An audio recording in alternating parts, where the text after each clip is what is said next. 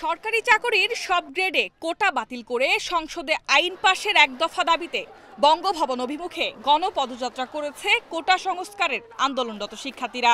ঢাকা বিশ্ববিদ্যালয়ের কেন্দ্রীয় লাইব্রেরির সামনে থেকে বৈষম্য বিরোধী ছাত্র আন্দোলনের ব্যানারে এই পদযাত্রা শুরু হয়।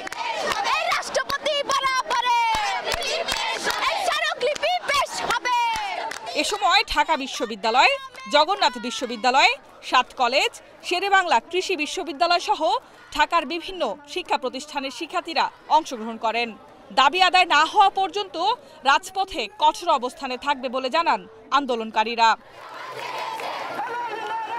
আগামীতে যে কোনো রকম হামলা মামলা ভয়ভীতি উপেক্ষা করে ছাত্র সমাজের এক দফা দাবি আদায়ের জন্য লাগাতার যে কর্মসূচি চলছে, আমাদের জীবনের শেষ রক্তবিন্দু থাকা পর্যন্ত সেই কর্মসূচি চলবে।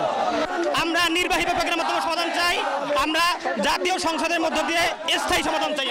আমরা আমাদের দাবি না মানা পর্যন্ত আমরা যুদ্ধ ঘোষণা করব প্রয়োজন হলে, তারপরও আমরা আমাদের দাবি চালিয়ে যাব ইনশাআল্লাহ। সরকারের আমাদের প্রতিপক্ষ বানানোর যে প্রক্রিয়াটি চলছে, সেই জায়গায় সরকারের কাছ থেকে স্পষ্ট বক্তব্য আসা উচিত না। তারা আমাদের সাধারণ শিক্ষার্থী আমাদের কাছে যৌক্তিক দাবি জানিয়েছে, সেটি সমাধান আমরাই করব।